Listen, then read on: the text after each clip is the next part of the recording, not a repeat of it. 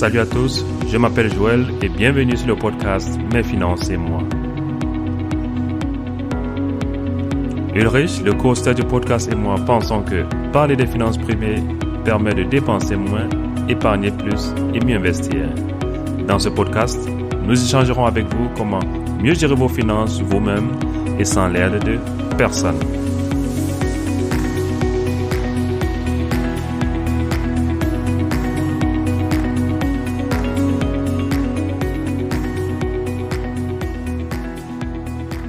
Bienvenue sur cet nouvel épisode du podcast Mes finances à moi. Je suis Joël Tamo, co-auteur du podcast. Alors aujourd'hui, nous allons parler du profil d'investisseur. Nous allons parler de savoir quel est votre profil pour pouvoir faire des investissements. Parce que pour pouvoir faire des investissements, particulièrement en bourse, comme je le préconise dans ce podcast, il faut se connaître. Il faut savoir quel genre de risque vous êtes prêt à prendre, pour quel projet vous êtes prêt à prendre quel genre de risque. Et tout ça se détermine en fonction de votre profil de risque, en fonction de votre personnalité, parce que c'est de ça qu'il s'agit, savoir qui vous êtes, quel genre de risque vous pouvez prendre. Nous allons parler de ça dans cet épisode, mais avant d'entrer en plein sujet, j'aimerais revenir sur une réaction au podcast sur les réseaux sociaux. Cet épisode, c'est juste un résumé. La semaine passée, j'ai fait un live Facebook pour parler du profil d'investisseur. Dans cet épisode, ça sera juste un résumé parce que le live Facebook était trop long. J'ai pensé déjà vouloir le mettre toute la conversation audio, mais j'ai pensé que c'était trop long. Et il y avait assez d'explications que j'ai faites sur un tableau dans le live Facebook qui était difficilement, que je pouvais difficilement retransmettre sous forme audio. Donc c'est pour cette raison que j'ai fait cette version audio qui est assez courte. Mais si vous voulez la version longue avec un peu plus d'explications, avec un peu plus d'interrogations des auditeurs, allez sur notre page Facebook Mes finances à moi. Là, vous pourrez voir le live sur comment déterminer son profil d'investisseur. Donc, ça, c'était la première remarque. La deuxième remarque, c'est une question qui me revient assez souvent. C'est quoi investir en bourse? Je vais le répéter. Il y a plusieurs manières d'investir en bourse. Mais pour les personnes comme vous et moi, il existe, je vais dire en gros, deux manières. Il y a la manière trading, c'est de ça qu'on parle beaucoup, aussi bien dans les réseaux sociaux, dans la presse, dans les films. Et c'est cette image-là que la plupart des gens ont quand on parle d'investir en bourse. Après maintenant, il y a l'autre partie. Ça sont vraiment les investisseurs parce que pour moi, le trading, mon avis personnel, c'est un jeu de chance. Il y a des gens qui disent qu'ils analysent et tout ainsi de suite, mais moi, je pense que c'est un jeu, on joue sur la chance. Après, maintenant, il y a des gens qui investissent, parce qu'on parle d'investir, pour moi, c'est toujours un exercice qui est fait sur le long terme. Sur le long terme, l'investissement qu'il est fait. Et sur le long terme, vous avez une stratégie. Et cette stratégie-là, assez généralement, lorsque vous avez compris ce que vous faites, vous la tenez sur le long terme. Parce que cette stratégie est assez valable sur le marché boursier. Je veux dire, comment on peut appeler ça? Elle change très rarement. Elle ne pourrait changer que si vraiment le principe de l'économie mondiale changeait radicalement. Mais si nous sommes tous d'accord sur le principe de l'économie, sur le principe que des entreprises font des bénéfices en vendant des biens et services à un prix plus élevé qu'à la création de ces biens et services pour en faire des bénéfices. Si c'est ça, ceci reste le point de focus de l'économie des marchés, alors un investissement, un investissement sur le long terme, ce serait d'emprunter vos épargnes, votre argent à ce genre d'entreprise-là pour qu'elles puissent faire des bénéfices et qu'elle puisse vous en verser des dividendes qui s'expriment soit par des dividendes qu'on vous verse monétairement ou bien qui s'expriment par la levée des cours des actions de ces entreprises-là.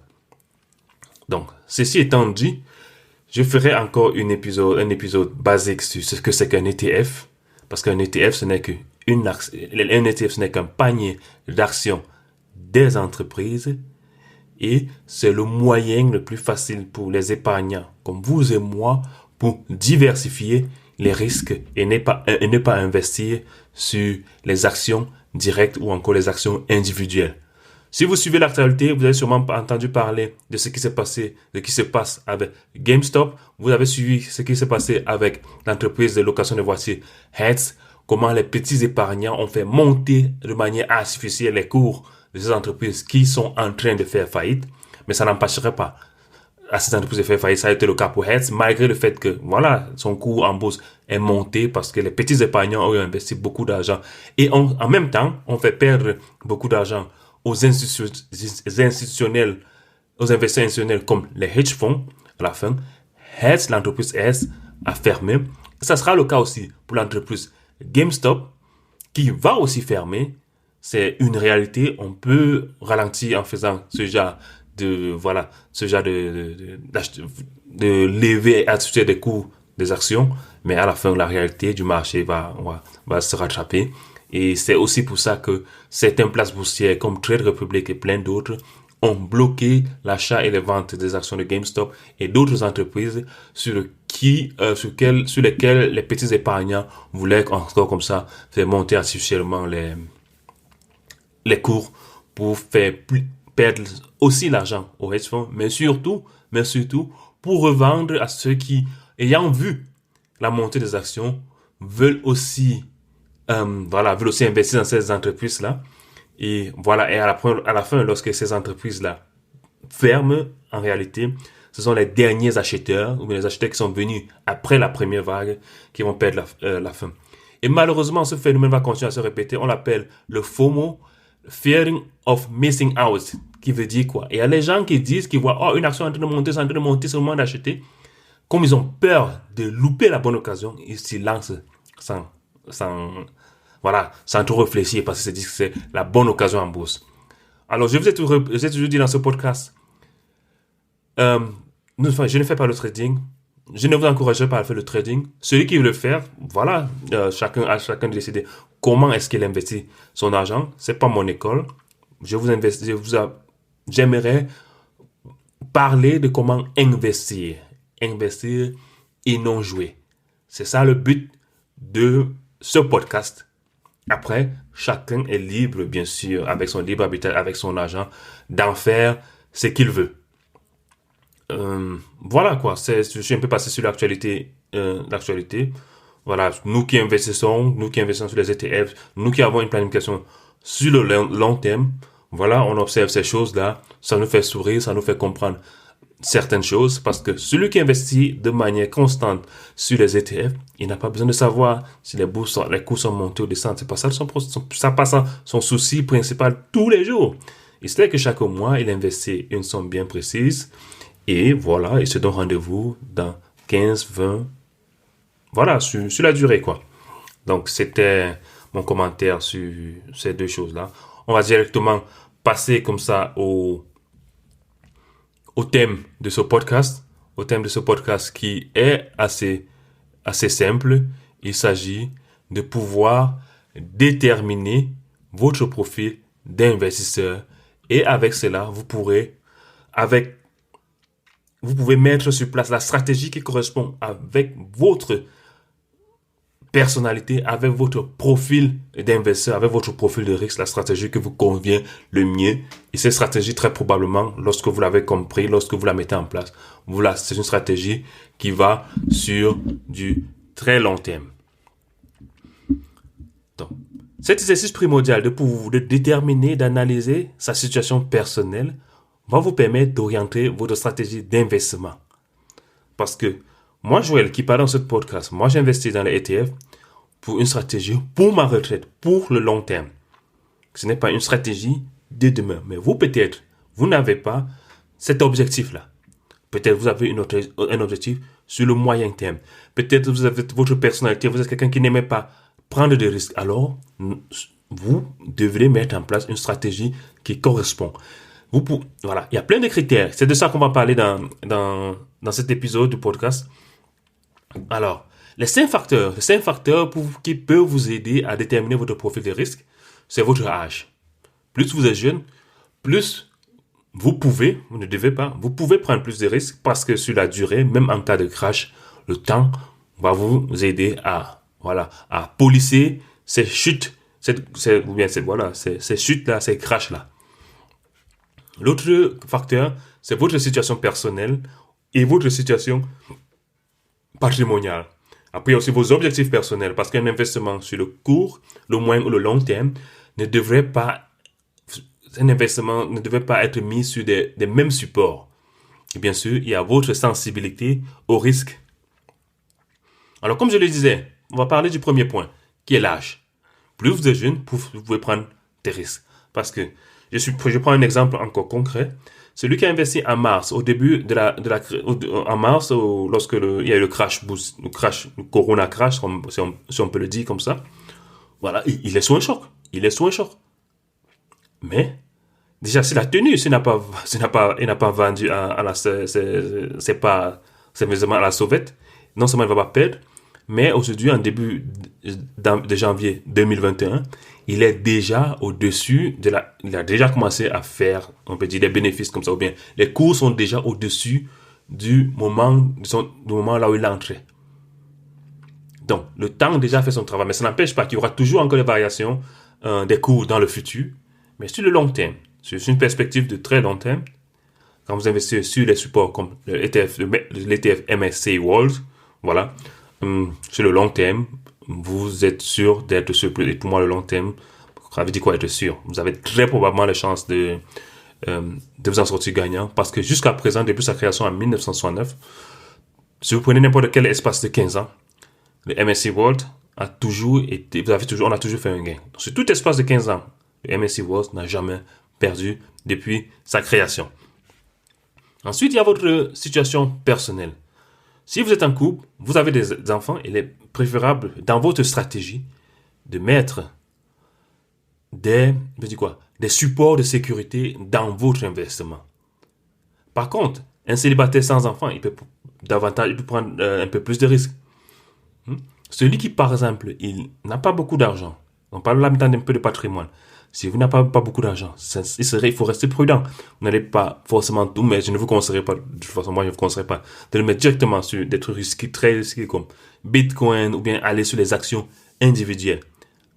Je vous dirais, si vous êtes trop courageux, allez sur un support comme un ETF, comme le MSCI World, ou bien alors de faire une combinaison entre un ETF et ou bien les fonds euros. Et plus vous avez un patrimoine important, là, vous pouvez vous projeter un peu plus les supports un peu plus risqués. Parce que, si une partie n'évolue pas très bien, voilà, vous avez encore assez assez pour pouvoir éventuellement, pour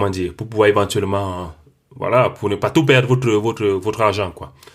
L'autre facteur, c'est les objectifs personnels. Pourquoi est-ce que vous voulez investir? Moi, je dis déjà, chacun d'entre nous devrait investir au moins pour lutter contre l'inflation qui tourne autour de 2%. Or, de nos jours, quel est le produit non risqué? Qu'on parle des livrets A, des Tagesgeld, des Festgeld, des comptes courants, et même de certaines assurances vie. Quels sont les supports qui luttent contre cette inflation-là? Il n'y a pas très peu. Vous n'allez pas trouver un support, même en assurance vie, qui est complètement 100% en fonds euros, qui vous donne des bénéfices supérieurs ou égaux à 2%. Alors maintenant, c'est ça en fait, vous devez savoir pourquoi vous le faites. Maintenant, si vous voulez sur les projets à court terme, là, voilà, c'est un projet à court terme, 2, 3 ans, 4 ans, là où vous ne devriez pas faire de pertes, parce que cet argent-là, vous en aurez besoin pour un objectif bien précis. Vous devez avoir une stratégie pour cela. Et la stratégie en bourse pour ce genre de trucs, ce sont les fonds euros. Car la rentabilité est bien mieux que les livrets A, ou bien les comptes à terme, ou bien en allemand on va dire les Tagesgeld, Festgeld. Ils sont bien mieux que ça. Ça tourne autour de 1,5%. Si vous avez choisi le bon fonds euro, en allemand on appelle ça Stadtanleihe. Là, vous avez quelque chose déjà de mieux que ce qui est généralement offert en produit de liquidité dont j'en ai déjà parlé. Peut-être ça sera votre objectif de préparer les études pour vos enfants. Là, c'est déjà le long terme. C'est-à-dire 10, 15, 18 ans. Alors, là, vous êtes sur le long terme. Quelle est la stratégie? Quel mélange? Comment est-ce que vous pouvez faire? Éventuellement faire un mélange entre grignoter, voilà, prendre un peu de risque et en même temps avoir l'assurance. Vous pouvez composer, tout ça est possible. Tout ça est possible de composer, faire un mélange de son investissement aussi bien en fonds euros qu'en produits risqués comme les ETF. Bien sûr, peut-être pour préparer votre retraite, qui éventuellement aura lieu, qui peut-être, si vous suivez ce podcast, que vous avez à peu près dans le tranche d'âge, voilà, qui éventuellement est sur le long terme, 30 ans peut-être. Mais si vous êtes déjà avancé, je suppose, si vous avez, je donne un exemple, 50 ans, ça veut dire que vous êtes à 15, 20 ans de votre retraite, ça peut être très limite de mettre une grosse partie de son investissement dans les marchés boursiers. Dans ce cas, il faudra vous trouver une composition déjà, je sais pas, 25%, 30% en placement risqué, l'ETF, et un autre 75% de votre patrimoine en fonds euros, qui sont les produits de sécurité qui ne vous rapporteront pas beaucoup d'intérêt, comme éventuellement les actions, mais qui vous apporteront beaucoup plus d'intérêt que les produits avec liquidité comme les livrets A, Tagesgeld, Festgeld. Après, maintenant, il y a votre horizon de placement. Et pour moi, c'est l'un des facteurs les plus importants pour pouvoir déterminer. Cet argent que vous voulez économiser, que vous voulez épargner, que vous voulez investir, quel est l'horizon? 1 an, 5 ans, 10 ans. 1 an, prenez moins de risques. C'est mieux vous les laisser sur les produits liquides comme les livrets A, compte à terme, Tagesgeld, Festgeld. 5 ans. Ça dépend un peu de vous, de votre profil. Est-ce que c'est mieux de le continuer à laisser dans la liquidité ou bien le mettre complètement dans les fonds euros? 5 ans, là, ça va à la limite 10 ans. Voilà. Quelle composition vous pouvez faire quelle répartition vous pouvez faire de votre patrimoine? Quelle partie vous mettez dans l'enveloppe de sécurité qui est le fonds euro et quelle partie vous mettez sur la partie risquée qui sont les actions. Donc, plus votre horizon de placement est court, plus vous devez limiter le risque que vous prenez, c'est-à-dire investir plus sur les supports de liquidité, livret A, compte à terme, ainsi de suite. Votre sensibilité au risque. Voilà, ça c'est un truc assez individuel. Parce que, voilà, je dirais, chacun devrait pour lui-même être capable de décider quel type de risque il est prêt à supporter, qu'il est prêt à assumer de ses économies. Parce que la tolérance au risque comporte, c'est aussi émotionnel, psychologique. Donc, pendant que, par exemple, moi, Joël, je suis capable de dire, ok, bon, une chute de 30% en bourse, en 1, 2, 3, une semaine, un mois, je peux supporter. C'est pas ça, tout le monde ne peut pas le faire. Donc, c'est pour ça que c'est important de le savoir. C'est pour ça que je me pose, est-ce que vous êtes capable de supporter de voir la valeur de votre épargne baisser sur une courte période? Parce qu'il faut être conscient que plus le potentiel de performance d'un support est élevé, plus son niveau de risque est aussi important. C'est pour ça que, par exemple, les ETF, oui, vous avez le potentiel d'avoir 10, 15, 20, 30%, mais sachez aussi que vous avez aussi le risque, vous courez aussi le risque de perdre aussi. Donc, est-ce que vous êtes capable de supporter ça? C'est à vous de décider.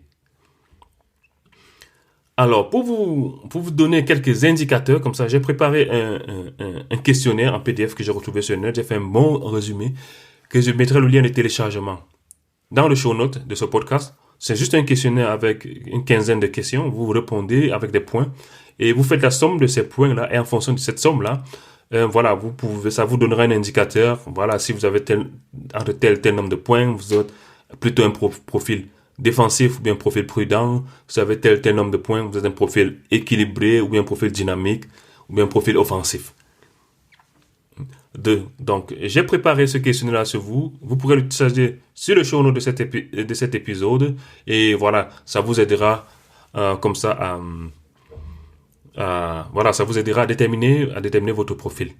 Alors maintenant, on a parlé des différents types de profils. Et maintenant, quel est l'impact de ce profil-là sur votre stratégie d'investissement? Comment est-ce que ça a comment est-ce que ça devrait avoir une influence sur votre stratégie d'investissement. Donc, si on va prendre un profil défensif, par exemple, ou bien un profil défensif, ça peut paraître négatif, mais on va dire un profil prudent. Donc, si ça, les profils prudents sont généralement les personnes qui ne veulent ou bien qui doivent éviter les risques. Parce que soit c'est leur personnalité, soit parce que l'horizon de placement de l'argent est très court. Donc, l'avantage, c'est que vous avez besoin d'une sécurité élevée. Le support sur lequel vous investissez doit être stable. L'inconvénient, c'est que, voilà, vous n'aurez pas assez de bénéfices, ou les intérêts ne seront pas assez élevés. Et quel genre de support il s'agit? Ça peut être un livret A, oui, même s'il ne rapporte pas grand-chose. Si vous faites je prends un exemple, si vous voulez faire un investissement d'1 an, ça ne sert à rien d'aller en bourse. J'ai beau dire dans mon podcast voilà en bourse, mais si c'est une durée aussi courte, voilà, ça ne sert à rien, même 2 ans, même 3 ans, à mon avis. Même 5 ans même parfois. Ça ne sert à rien, il faut le mettre dans un livret A. Ou bien dans un compte à terme. Même ça, il faudra aussi les bons comptes à terme. En Allemagne, par exemple, vous pouvez, si vous êtes inférieur à mon avis, lorsque vous avez déjà mis votre épargne de précaution dans votre Tagesgeld, le reste de votre argent, je vous dirais, mettez-le dans un Festgeld. Et voilà, c'est mieux. Festgeld a beaucoup plus d'intérêt qu'un Tagesgeld.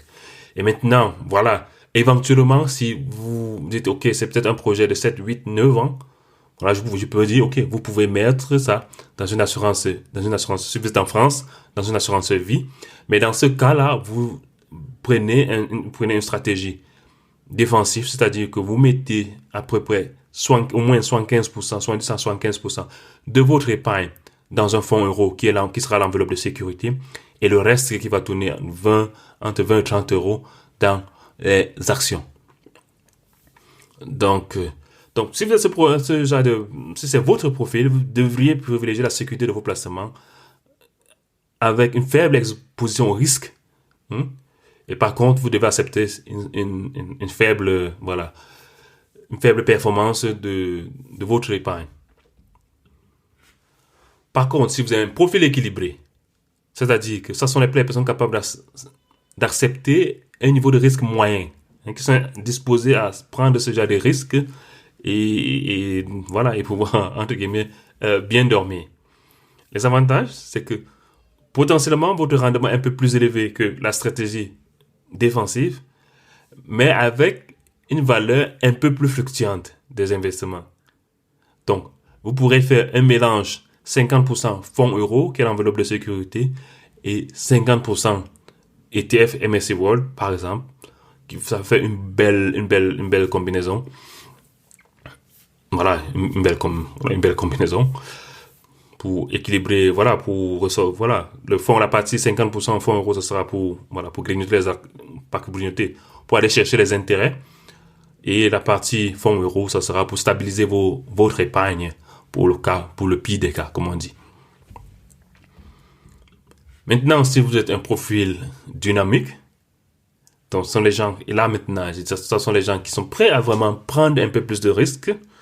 Et cette stratégie est vraiment conseillée pour ceux qui vont sur le long terme. Donc, votre rendement, a priori, pourrait être plus élevé, mais votre investissement il y aura une haute fluctuation de votre investissement. Et peut-être voir, pire des cas, une perte. Si vous ne laissez pas, si vous ne restez pas, vous ne tenez pas assez longtemps, si vous vendez vite, si vous ne tenez pas assez longtemps. Donc, pour ce genre de profil, vous pouvez dire, OK, vous pouvez mettre 100% en ETF, comme le MSCI World. Et peut-être si vous avez encore un peu de doute, peut-être vous pouvez dire, OK, je mets 75% en investissement en bourse, MSCI World, ou bien les unités de compte, comme on dit. Et vous mettez 25% peut-être en fonds euro, Stadt-Anleihe, comme on dit en Allemagne. C'était à peu près ça. C'est le résumé du live dont j'ai fait sur la page Facebook Mes finances à moi, avec un peu plus de schémas, avec un peu plus de dessins. Voilà quoi. Si vous pouvez, je vous invite à le regarder, à poser des questions. C'était un live assez intéressant avec des discussions assez intéressantes. Donc, voilà quoi. Ça, c'était le résumé. Donc, si vous avez aimé ce podcast, laissez-nous 5 étoiles. Abonnez-vous pour ne louper aucun épisode. Un commentaire, ça nous ferait plaisir. Ça nous permettra ça nous encouragera, ça nous permettra de produire plus de contenu.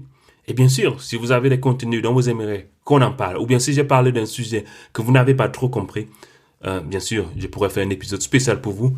Ou alors, venez lors des lives. Abonnez-vous aussi sur la page Facebook.